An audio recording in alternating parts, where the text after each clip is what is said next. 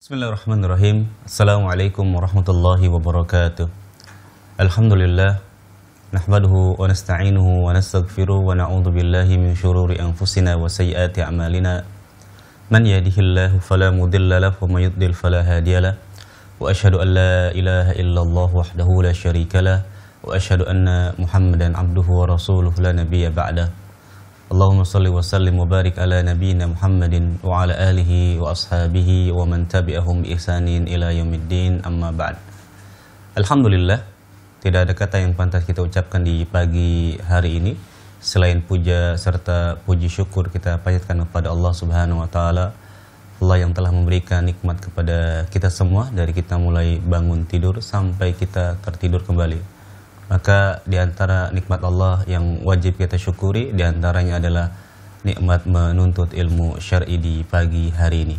Para pemirsa Ahsan TV dimanapun Anda berada, alhamdulillah senang sekali di hari Sabtu kami menemani Anda dalam program kajian rutin yang diasuh oleh guru kita Al-Ustaz Abu Abdillah Syarul Fatwa hafizahullahu ta'ala. Di pagi hari ini insya Allah kita akan melanjutkan salah satu kitab beliau, yakni Wanita dan Mode, Cara Berhias Sesuai dengan Al-Quran dan As-Sunnah. Dan di pertemuan yang lalu di hari Sabtu yang kemarin kita telah sampai di poin adab-adab dalam berpakaian. Dan insya Allah ta'ala kita akan lanjutkan di poin berikutnya masih terkait dengan adab-adab berpakaian. Insya Allah kita akan melanjutkan poin-poin berikutnya dari adab-adab yang diajarkan oleh Islam.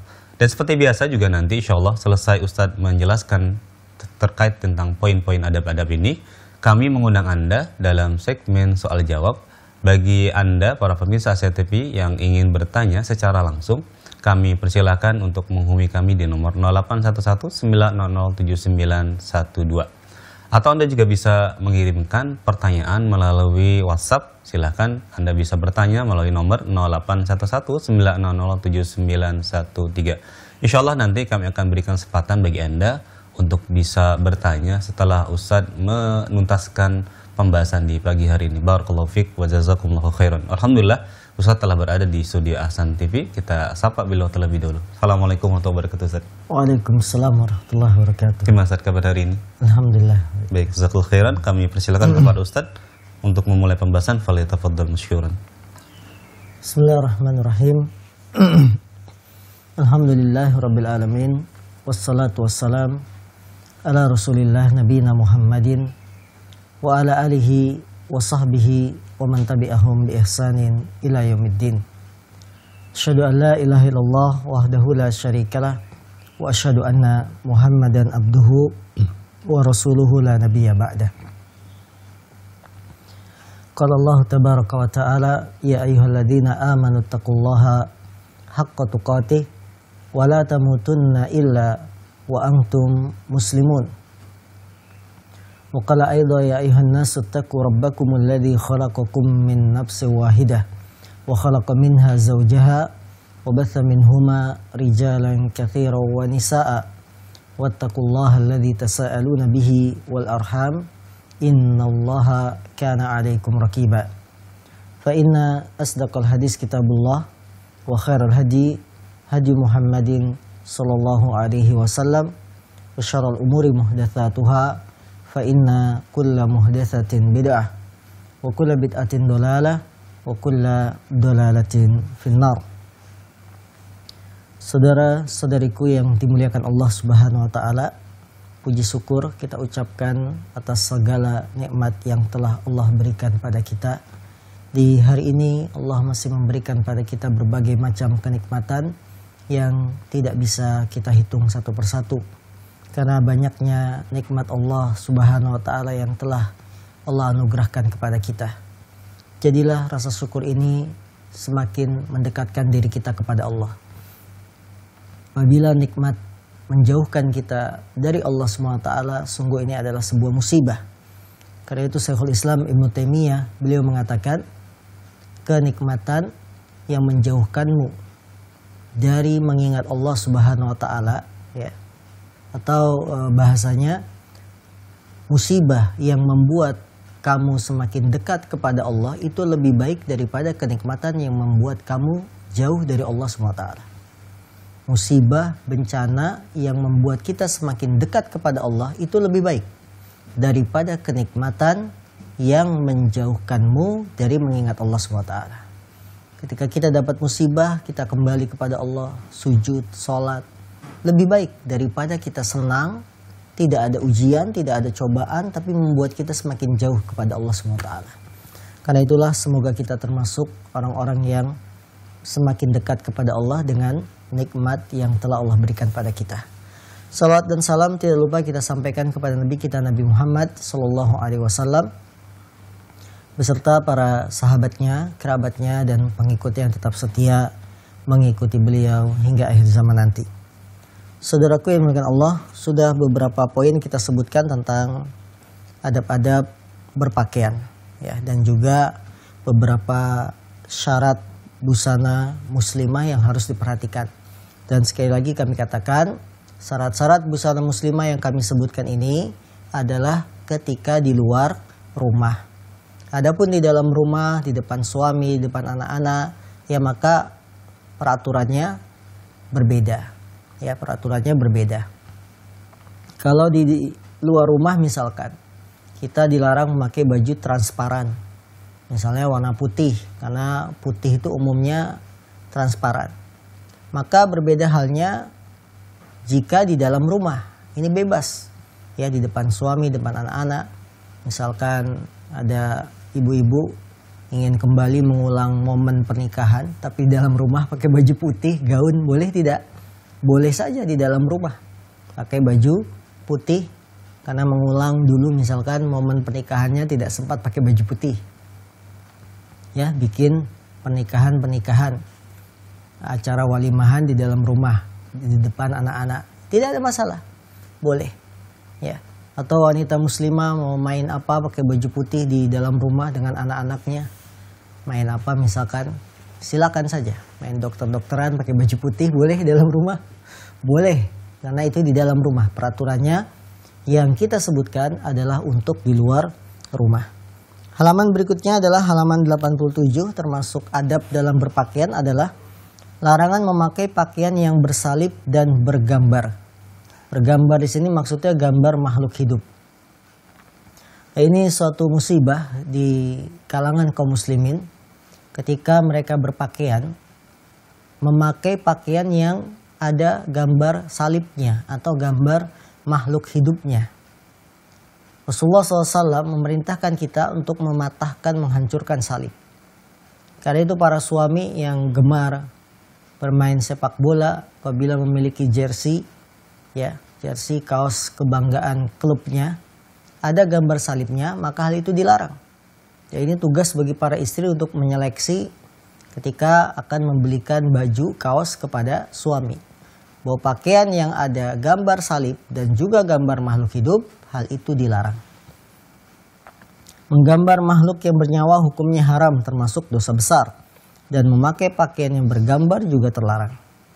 Apa hadisnya bahwa kita dilarang memakai baju yang ada gambar salibnya? An Aisyata radhiyallahu anha qalat, Anna Nabiyya sallallahu alaihi wasallam lam yatruk fi baitihi syai'an fihi tasalibu illa naqadah. Dari Aisyah, semoga Allah meridhoinya, dia berkata, adalah Nabi sallallahu alaihi wasallam tidak membiarkan sedikit pun gambar salib di rumahnya kecuali beliau menghilangkannya. Jadi kata Aisyah, Nabi itu tidak akan membiarkan ada gambar salib di rumahnya. Apabila ada, langsung dihilangkan.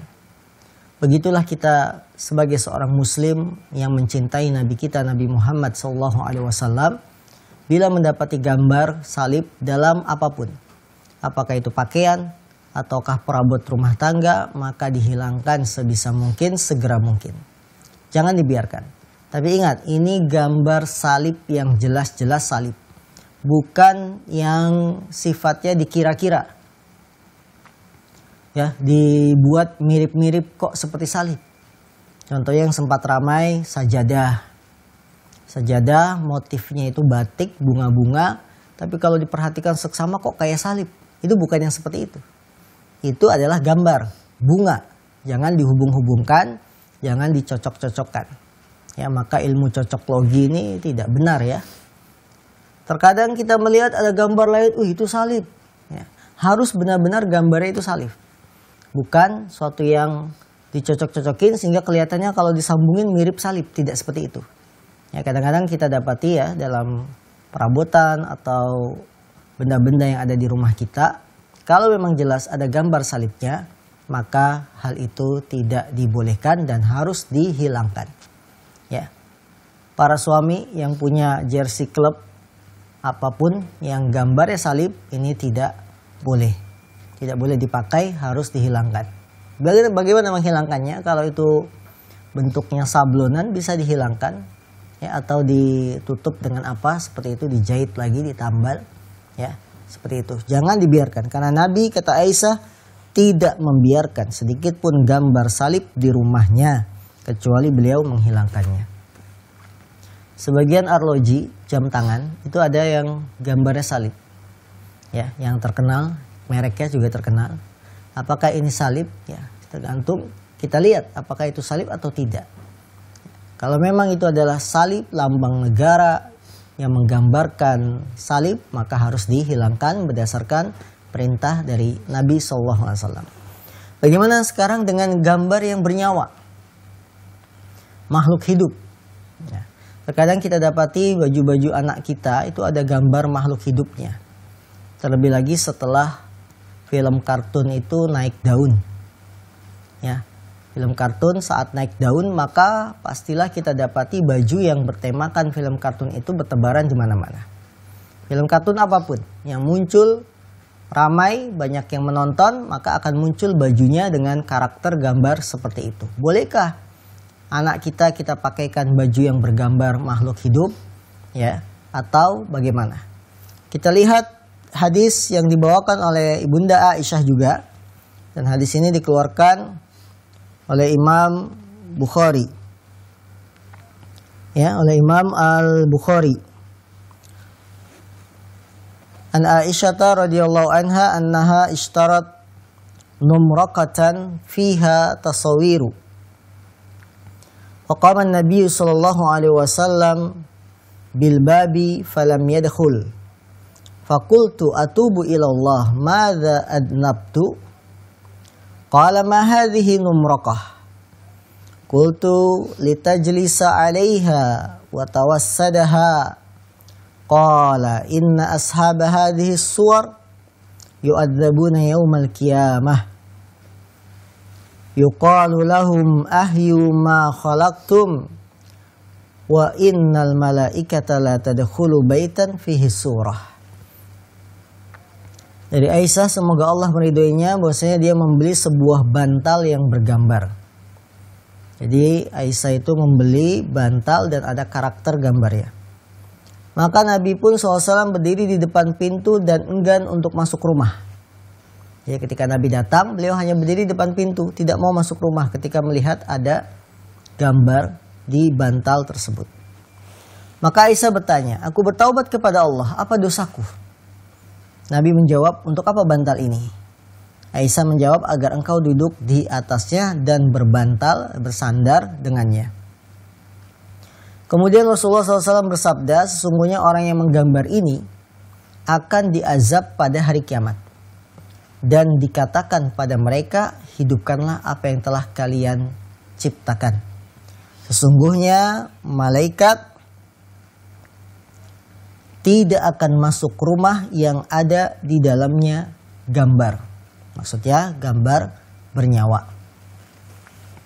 Al-Hafidz Ibnu Hajar, beliau mengomentari hadis ini, dapat diambil faedah dari hadis ini bahwa tidak ada perbedaan tentang haramnya gambar, baik gambar yang memiliki bayangan atau yang dipahat, diukir, dan sebagainya. Ibnu Arabi beliau juga berkata, kesimpulannya menjadikan gambar yang bernyawa diharamkan secara ijma'. Maka saudaraku, kita memakai baju, jangan memakai gambar-gambar yang bernyawa. Apa itu bernyawa? Bermakhluk hidup.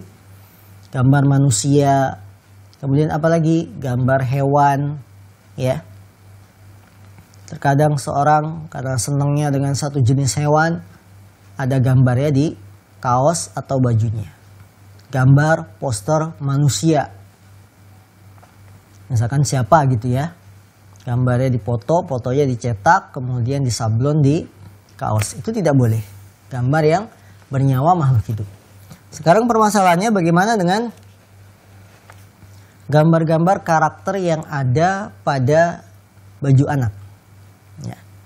Yang kalau kita teliti lebih dalam, gambar karakter pada baju anak ini tidak ada wujudnya di dunia. Misalnya gambarnya apa? Hello Kitty, Doraemon, apalagi? Ya, dan lain-lain yang banyak menjadi tokoh ya sebuah film kartun. Nah ini gambar-gambar ini yang dilarang oleh Nabi adalah gambar bernyawa. Nah kita katakan sekarang, apakah Doraemon, Hello Kitty itu ada nyawanya di dunia? Ada nggak wujud makhluk seperti itu? Artinya dalam kehidupan sehari-hari di dunia manapun kita dapati misalkan ada seorang makhluk yang punya kantong ajaib. Jadi kantong ajaib ini bisa apapun keinginan kita dikabulkan. Ada seperti itu? Ternyata tidak ada. Hello Kitty ada tidak yang bentuknya seperti itu? Bukan kucing ya. Kalau kucing dipoto jadikan gambar itu jelas haram. Tapi ada tidak makhluk yang bentuk gambarnya seperti Hello Kitty yang hidup di sekitar kita atau di negara lain? Ya, dan begitu pun seterusnya. Gambar-gambar yang lain. Maka kalau tidak ada, maka dia tidak termasuk larangan dalam hadis ini, yaitu menggambar, membentuk gambar-gambar yang bernyawa. Hanya saja tetap kita katakan yang lebih afdol bagi pakaian anak-anak kita adalah yang tidak bergambar. Kalaupun ada ya yang bergambar, maka dipastikan bahwa gambar itu tidak ada dalam dunia nyata. Kenapa kita bisa katakan demikian? Yang tidak ada di dunia nyata maka dibolehkan.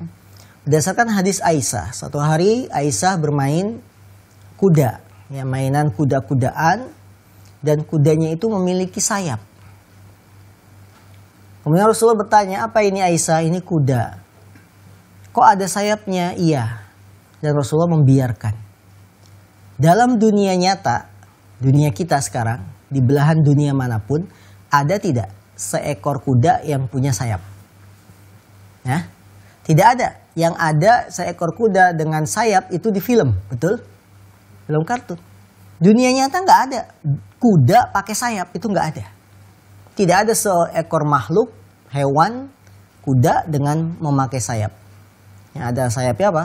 Burung, ayam, ya. Tapi kalau kuda tidak ada. Maka karena tidak ada dalam dunia nyata ini, Rasulullah pun memberikan dispensasi keringanan kepada Aisyah untuk bermain-main dengan hal itu.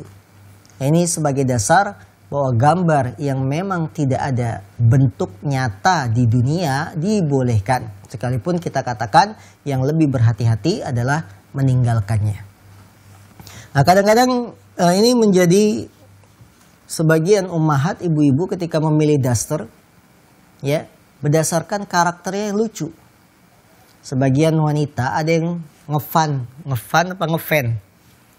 banget dengan Hello Kitty. Semuanya Hello Kitty. Dasternya nyari yang gambar Hello Kitty. Kenapa ditanyakan kok seneng sama Hello Kitty? Lucu. Jadi beli baju bukan atas dasar kebutuhan tapi atas dasar lucunya. Ya. Lemari anaknya didesain dengan gambar Hello Kitty dan seterusnya. Ya. Maka kalau Hello Kitty itu tidak ada dalam kehidupan nyata, hal ini dibolehkan. Hanya saja tetap kita katakan yang lebih berhati-hati adalah meninggalkan hal tersebut. Nah, ini hadis yang sangat jelas bahwa Nabi melarang gambar makhluk hidup ada di rumah kita. Sampai di akhir hadisnya Rasulullah mengatakan tidak, sesungguhnya malaikat tidak akan masuk ke rumah yang di dalamnya ada gambar.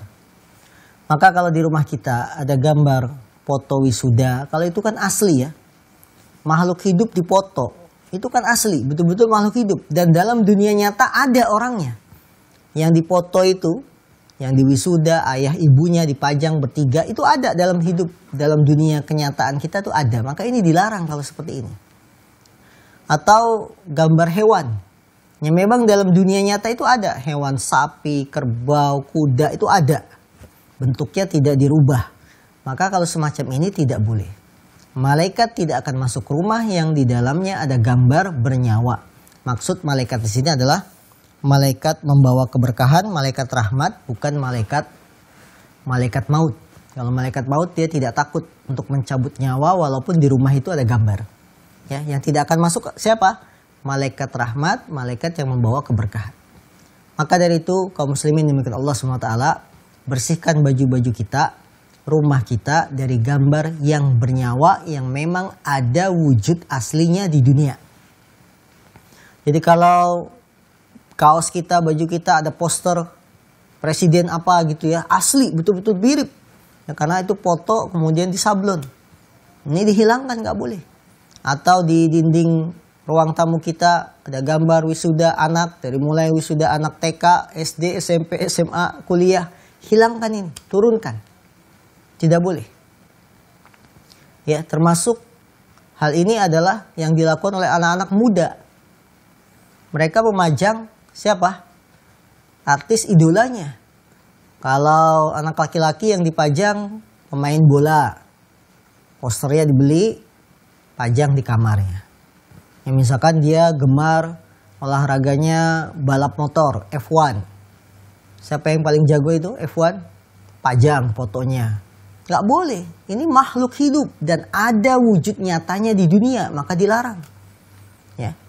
Anak-anak perempuan lain lagi idolanya. Siapa? Artis-artis drakor, drama Korea, dipajang idolanya atau pemain voli wanitanya. Gak boleh, ini haram.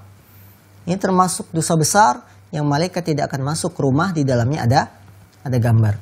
Maka kita bersihkan rumah kita dari gambar-gambar makhluk hidup yang memang ada wujudnya, ada wujud nyatanya di dalam kehidupan dunia. Terakhir dalam adab berpakaian adalah jangan memakai pakaian terbalik. Abul Qasim bin Ali bin Hajwi pernah ditanya akan hal itu.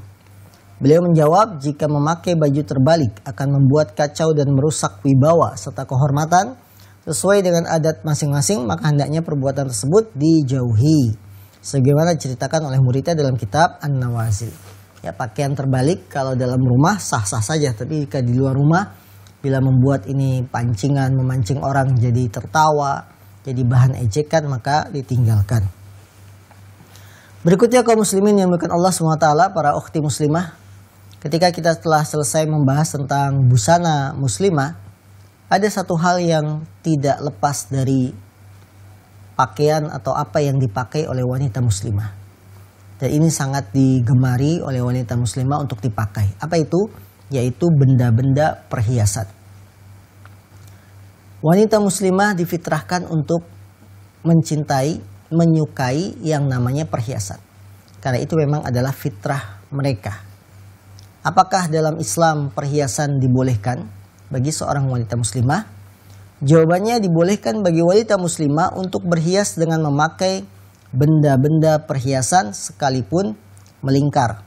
Seperti memakai cincin, gelang, kalung, anting-anting dan lainnya.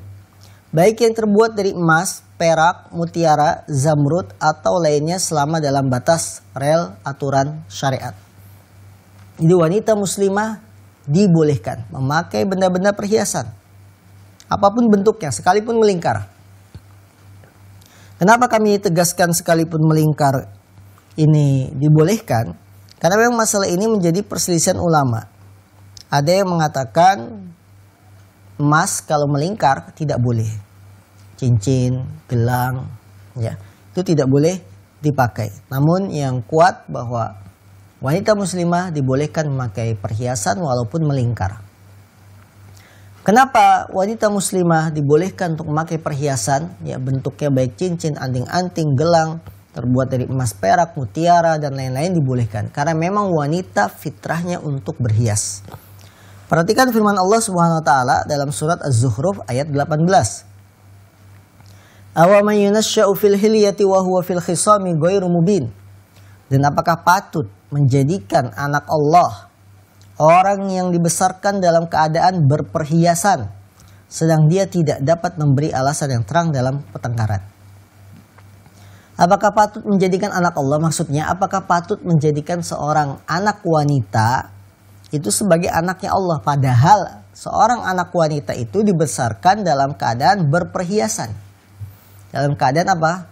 Diberikan kesenangan untuk pakai perhiasan. Maka wanita muslimah memakai perhiasan boleh, selama dalam batas-batas wajar dan sesuai aturan Islam. Ibnu Jarir At-Tabari ketika menafsirkan ayat ini meriwayatkan dari Mujahid bahwasanya dia berkata, para wanita diberi rukhsah untuk memakai emas dan sutra. Kemudian Imam Mujahid membaca ayat di atas dan berkata maksudnya adalah wanita. Ali bin Abi Thalib dia berkata, suatu ketika Nabi SAW mengambil sutra dan meletakkan di tangan kanannya, kemudian beliau mengambil emas dan meletakkan di tangan kirinya. Kemudian beliau bersabda, inna hadzaini haramun ala dzukuri ummati hillun liinathihim. Sungguh keduanya ini haram bagi laki-laki dan halal bagi wanita. Maka tidak diragukan kalau wanita memakai perhiasan boleh. Hanya saja ada beberapa patokan-patokan nanti yang akan kami sebutkan ketika wanita memakai perhiasan. Ya, ada aturannya. Jadi secara umum wanita pakai perhiasan boleh. Baik itu emas, perak, berlian, mutiara, ya, boleh. Baik itu berupa anting, cincin, gelang, kalung, apalagi. Dan seterusnya dari aksesoris-aksesoris perhiasan yang memang wanita muslimah dibolehkan untuk memakainya. Patokan umum untuk memakai perhiasan. Imam An-Nawawi mengatakan, kaum muslimin telah sepakat bahwa kaum wanita dibolehkan memakai berbagai macam perhiasan, baik yang terbuat dari perak atau emas, seperti cincin, kalung, gelang tangan, dan kaki. Tidak ada perselisihan sedikit pun dalam masalah ini. Akan tapi perlu diingat oleh seluruh wanita muslimah beberapa patokan dalam memakai benda-benda perhiasan ini. Di antaranya, 1. Tidak boleh diperlihatkan kepada laki-laki yang bukan mahramnya. Terlebih lagi jika perhiasan ini dipakai pada tangan dan kakinya. Karena benda-benda ini adalah perhiasan yang harus disembunyikan. Allah berfirman, وَلَا يُبْدِينَ زِينَتَهُنَّ إِلَّا مَا ظَهَرَ مِنْهَا. Dan janganlah mereka menampakkan perhiasannya kecuali yang biasa tampak daripadanya. Ini wanita muslimah. Kadang kita dapati ketika wanita muslimah memakai perhiasan, ya, di tangan dan kaki, dia tampakkan di depan laki-laki bukan mahram. Karena tangan itu kan dimulai dari pergelangan sampai bahu, ya, pundak. Ini nggak boleh diperlihatkan ini kepada laki-laki bukan mahram. Atau kaki kan dipakainya di pergelangan kaki dan itu termasuk masih auratnya wanita, maka nggak boleh diperlihatkan. Ya. Kita keluar, laki-laki di luar rumah itu kan bukan mahram. Kemudian kita jalannya ngangkat-ngangkat tangan sambil memperlihatkan perhiasan gelang tangan yang ada di pergelangan. Ini hati-hati wanita muslimah. Atau pakai anting, ya. Kadang-kadang ada orang pakai jilbab, telinganya itu dilihatin supaya melihat ada antingnya di situ. Ya. Ini pun tidak boleh. Jadi patokan wanita boleh pakai perhiasan, tidak boleh ditampakkan kepada laki-laki yang bukan mahram. Sehingga ketika kita pakai anting, maka jangan diperlihatkan kepada laki-laki yang bukan mahram. Pakai kalung demikian juga. Bagaimana kalau pakai cincin? Cincin itu kan di jemari. Dan tangan, ya, pergelangan tangan wanita termasuk jari-jarinya itu bukan aurat. Maka ketika wanita memakai cincin tidak ada masalah. Ya, terlihat karena jari tangan bukan termasuk auratnya bagi wanita muslimah. Baik, sebagian negara pakai anting tapi di hidung. Nah, ya, pernah lihat kan? Kalau kita umroh, haji, kita dapati di negara lain, itu wanita pakai anting, dia bukan di telinga, telinga, tapi pakainya di mana? Di hidungnya. Baik yang melingkar maupun yang tidak melingkar. Bagaimana hukumnya? Ini kembali pada permasalahan apakah wajah wanita itu aurat? Karena hidung bagian wajah. Nah, ketika kita katakan wajah wanita bukan aurat, maka boleh memakai perhiasan di hidung, ya. Hal itu karena wajah bukan aurat. apabila kita katakan wajah wanita pun aurat, maka tidak boleh diperlihatkan kepada laki-laki. Namun yang lebih kuat bahwa wajah wanita bukan aurat, sekalipun yang lebih utama adalah ditutupi wajahnya. Yang kedua, patokannya ketika kita memakai perhiasan tidak berbentuk hewan, seperti perhiasan yang berbentuk kelinci dan lainnya. Perhiasan semacam ini termasuk kategori gambar yang berbentuk dan itu haram hukumnya tanpa ada perselisihan. Jadi kalau kita pilih kalung, ya jangan bentuknya ada kelincinya, ada apa lagi, gambar apa begitu ya, burungnya, tidak boleh. Ya pakailah motif-motif bentuk-bentuk yang tidak berbentuk seperti makhluk hidup. Dan syarat yang ketiga adalah tidak berlebihan. Tidak berlebihan dalam pemakaian. Sekali pakai 85 gram emas, pakai semua, ini berlebihan. Atau dalam hal pembelian. Membeli perhiasannya berlebihan, nafkah bulanan habis, baru 1 hari langsung habis nafkah bulanan, kemana uangnya, kok habis baru hari kedua. Beli perhiasan mas, mumpung murah katanya, diborong. Logam mulia diborong, mumpung murah. Logam mulia semurah-murahnya 1 juta gitu ya. Nah ini tidak benar, karena ini termasuk berlebihan. Bila kita memakai perhiasan dan berlebihan, hal itu dilarang. Kenapa dilarang? Karena Allah berfirman, wa kulu washrabu wa la tusrifu innahu la yuhibbul musrifin. Makan dan minumlah. Kulu washrabu wa la tusrifu. Tapi kata Allah, jangan berlebih-lebihan. Sungguhnya Allah tidak menyukai orang-orang yang berlebihan. Maka wanita muslimah, bersikap wajarlah dalam menyikapi perhiasan. Terlebih lagi kita melihat kemampuan suami dalam hal ini. Tidak boleh berlebihan dalam membelinya. Tidak boleh pula berlebihan dalam memakainya. Dan kita harus perhatikan bahwa dalam jual beli emas itu ada kekhususan. Ya, dia tidak boleh hutang, ya tidak boleh tempo, tidak boleh melalui transaksi online yang transfer dulu tapi barangnya kemudian. Ini harus diperhatikan oleh wanita muslimah ketika akan membeli perhiasan. Maka sebaik-baiknya perkara adalah yang pertengahan, tidak berlebihan, tidak pula kita meremehkan, tidak suka perhiasan, tidak pakai perhiasan, karena memang wanita itu difitrahkan senang dengan perhiasan. Namun catatannya dengan patokan-patokan yang telah digariskan oleh syariat agama kita yang mulia ini. Allahu ta'ala alam, ini yang kita kaji di kesempatan pagi hari ini. Selanjutnya kami persilakan bagi yang ingin berinteraksi, falyatafaddal. Nah Ustaz, barakallahu fiik wa jazakumullahu khairan atas penjelasan. Tadi terkait dengan adab-adab berpakaian dan benda-benda yang masuk dalam perhiasan. Nah, para pemirsa San TV dimanapun Anda berada, tibalah saatnya kami mengundang Anda untuk bisa hadir dalam segmen soal jawab. Bagi Anda yang ingin bertanya secara langsung, kami persilakan nanti bisa menghubungi kami di nomor 0811900912. Atau Anda juga bisa mengirim pertanyaan melalui layanan WhatsApp di nomor 0811900913. Insyaallah ta'ala kami akan berikan kesempatan setelah kita jeda berikut ini. Para pemirsa San TV dimanapun Anda berada, kita masih dalam program kajian di setiap pagi bersama guru kita Ustaz Abu Abdillah Syarafatto hafizahullah ta'ala. Setelah tadi kita mendengarkan penjelasan beliau terkait dengan adab-adab dalam berpakaian, kami berikan kesempatan bagi Anda untuk bisa bergabung di segmen ini, yakni segmen soal jawab. Bagi Anda para pemirsa San TV yang ingin bertanya secara langsung, kami persilakan untuk bisa menghubungi kami di nomor 0811900912. Atau Anda juga bisa bertanya melalui layanan WhatsApp di nomor 0811900913. Baik, sambil kita menunggu penelpon dari pemirsa. Sudah ada telepon yang masuk? Baik, kami persilakan, ada telepon yang masuk yang pertama. Kami persilakan. Halo. Assalamualaikum warahmatullahi wabarakatuh, Pak Ustaz. Waalaikumsalam warahmatullahi wabarakatuh. Dengan siapa di mana, Ini dari Pak Tamrin di Merangin, Jambi, Pak Ustaz. Pak Tamrin di Jambi. Silakan, Pak. Ini begini, Pak Ustaz. Di tempat saya ini tidak ada majelis ilmu seperti mengaji Quran dan Sunnah. Baik.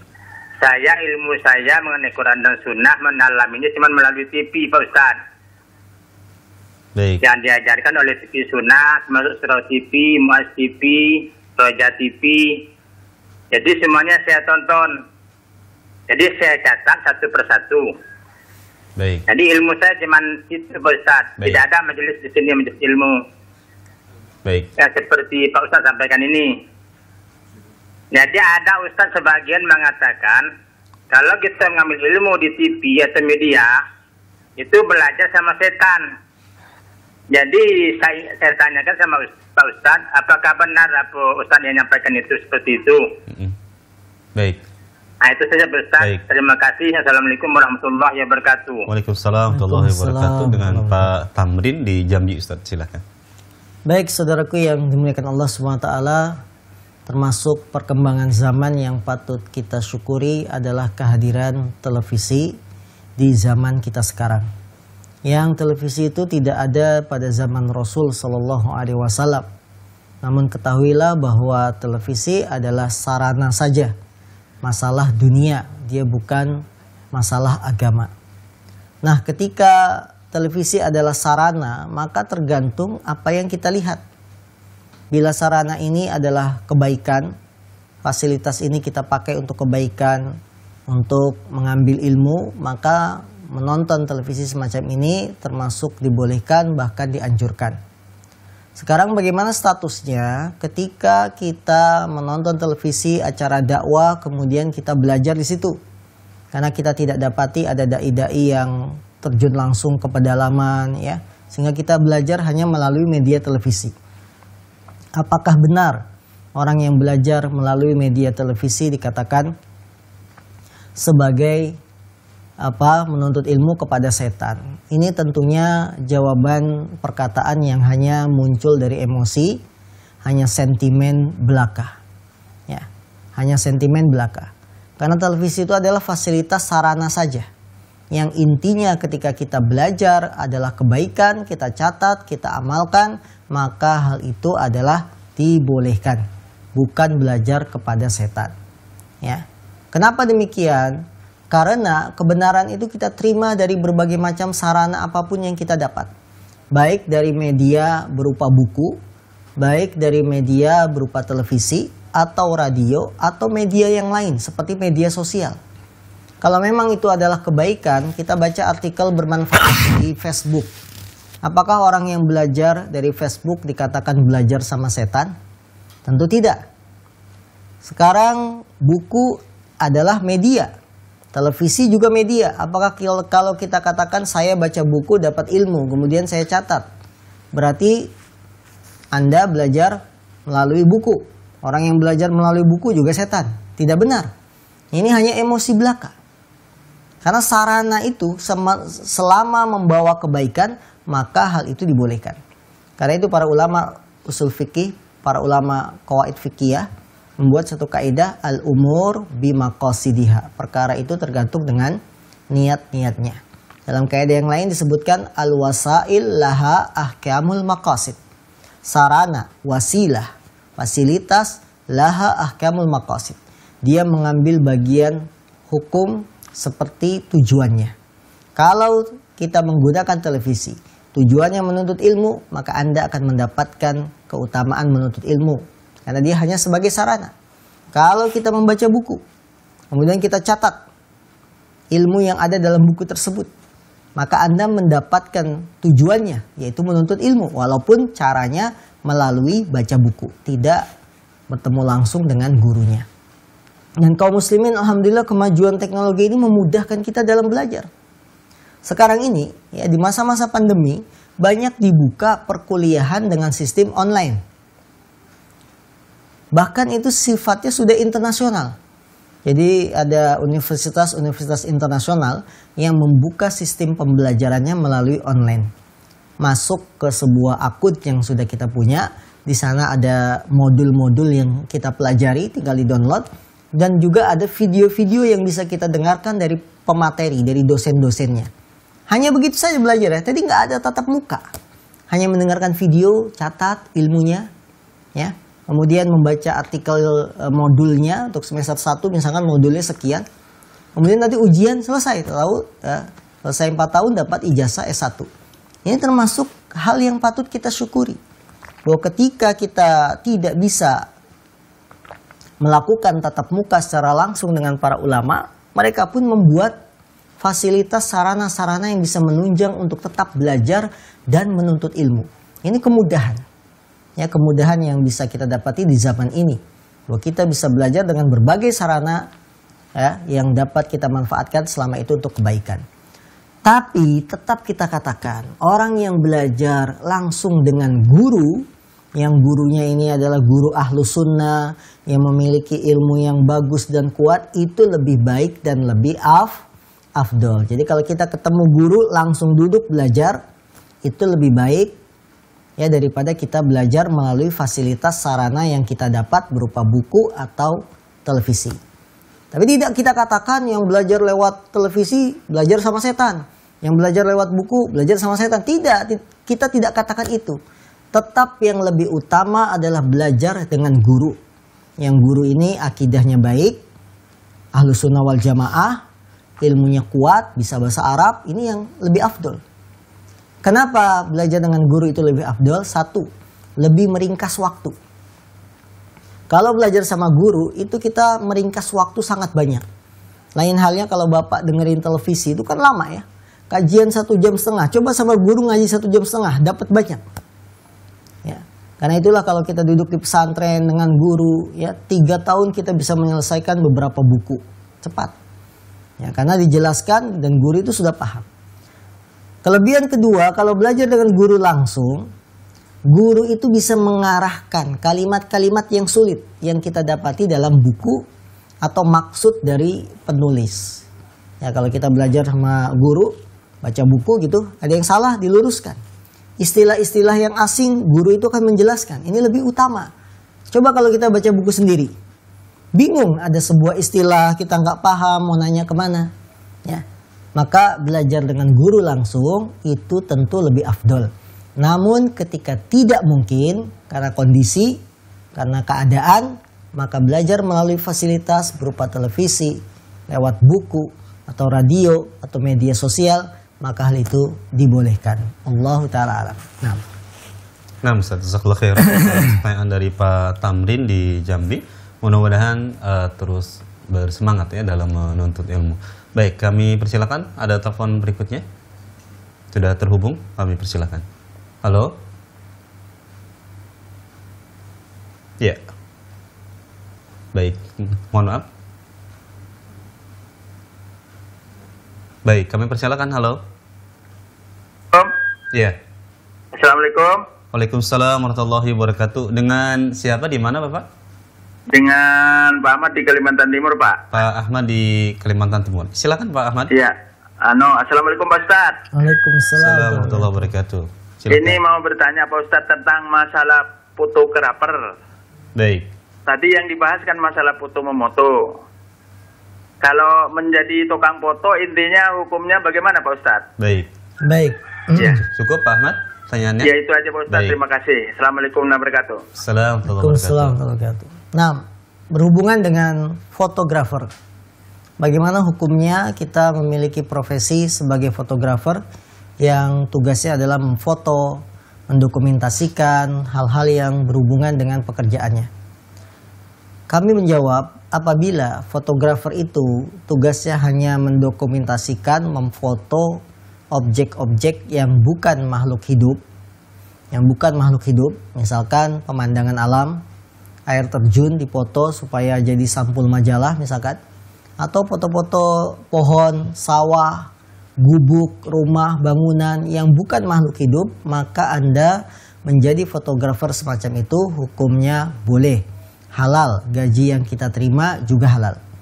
Namun apabila fotografernya bertugas untuk memfoto makhluk hidup yang bernyawa, misal seperti artis, ya, pemain film, dipoto supaya jadi sampul di majalah, sampul di sebuah acara apa begitu ya, bikin banner, ini tidak boleh karena termasuk makhluk hidup. Karena itulah kaum muslimin dimuliakan Allah, kita dapati foto itu sangat mirip dengan objek yang kita ambil.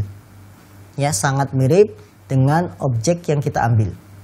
Bahkan 100% mirip ya, walaupun ada sedikit-sedikit perbedaan ya, karena foto itu kan bisa dibuat halus, bisa dibuat putih dan sebagainya. Maka dari itu pekerjaan fotografer semacam ini tidak boleh karena objeknya yang diambil apa? makhluk hidup. Makhluk hidup. Terlebih lagi para wanita yang tidak pakai aurat, tidak menutup aurat, dipoto, diambil untuk sebuah iklan, untuk sebuah majalah, untuk sebuah produk yang menampilkan wanita-wanita yang tidak menutup aurat, maka pekerjaan kita sebagai fotografer itu tidak boleh. Karena Rasulullah SAW bersabda, Innallaha idza harrama syai'an harrama samanahu. Sesungguhnya Allah itu jika mengharamkan sesuatu, maka mengharamkan pula upah hasil yang didapat darinya. Wallahu a'lam. Nah. Baik, jazakallahu khairan Pak Ahmad. Saya sedikit menambahkan pertanyaan, bagaimana jika profesinya fotografer seperti acara-acara pernikahan? Baik, sekarang bagaimana kalau fotografer acara pernikahan? Ya, ini termasuk musibah yang memang sudah menjadi musibah umum di kalangan kaum muslimin ketika acara pernikahan mengundang fotografer. Maka kalau Anda ingin mengabadikan proses pernikahan itu jangan pakai fotografer, tapi pakailah yang merekam video. Itu lebih aman, ya. Kenapa video itu lebih aman? Karena video itu sifatnya bergerak. Iya kan? Video itu bergerak. Tapi kalau foto, dia itu diam. Ya. Foto hasilnya bergerak nggak? Enggak. Tapi kalau video itu bergerak. Maka lebih aman apa? Video, syuting. Ya, dari awal sampai akhir. Dari mulai proses akad nikah di syuting, ya, di video, bukan di foto. Karena foto itu akan menghasilkan gambar yang diam, kemudian bisa dipajang. Video jarang dipajang karena listriknya habis, tadi nyetelnya lama gitu kan. Maka lebih aman kalau Anda ingin membuat acara pernikahan, jangan mengundang fotografer yang hanya untuk foto-foto saja, tapi gunakanlah dengan cara video karena itu akan lebih aman dan lebih bisa membuat kita selamat dari ancaman hadis Rasul SAW. Nah, Ustaz, jazakallahu khairan atas pertanyaan dari Pak Ahmad di Kalimantan Timur. Kami berikan kesempatan bagi pemirsa yang bertanya melalui pesan singkat. Kita bacakan yang pertama dari pemirsa di Bontang. Assalamualaikum warahmatullahi wabarakatuh, Ustaz. Ustaz, bagaimana hukum wanita menggunakan pakaian yang berwarna putih? Contohnya saat jamaah haji dihimbau untuk menggunakan pakaian berwarna putih saat melaksanakan ihram, Ustaz. Mohon penjelasan dari Ustaz tentang hal ini. Jazakumullah khairan. baik, tadi kami sudah singgung bahwa wanita muslimah ketika di luar rumah dia tidak boleh memakai pakaian yang transparan. Di antaranya adalah pakaian berwarna putih. Sekarang bagaimana dalam proses pelaksanaan haji dan umroh yang wanita dianjurkan memakai pakaian berwarna putih? Yang pertama, anjuran memakai pakaian warna putih untuk wanita ketika haji dan umroh ini hanya kebijakan dari pemerintah atau masing-masing travel. Tidak ada kesepakatan sedikit pun. Bahkan dari negara yang kita tuju, Saudi Arabia, tidak ada peraturan bagi jamaah umroh wanita harus pakai baju putih. Nggak ada. Ya, tidak ada seperti itu. Bahkan kalau secara hukum agama itu tidak ada. Pakaian wanita ketika umroh dan haji itu adalah pakaian yang dipakai dalam sehari-hari ketika di luar rumah. Maka boleh hitam, boleh coklat, boleh biru, tidak putih. Ya, itu hanya kebijakan pribadi dari travel-travel yang ada di negeri kita ini. Dan kebijakan itu sifatnya bukan berlandaskan hukum agama, maka boleh kita tinggalkan. Dan ihram Anda akan sah walaupun pakai baju hitam misalkan. Karena tujuannya wanita ihram adalah menutup aurat, bukan membuka aurat, bukan pula menampakkan auratnya.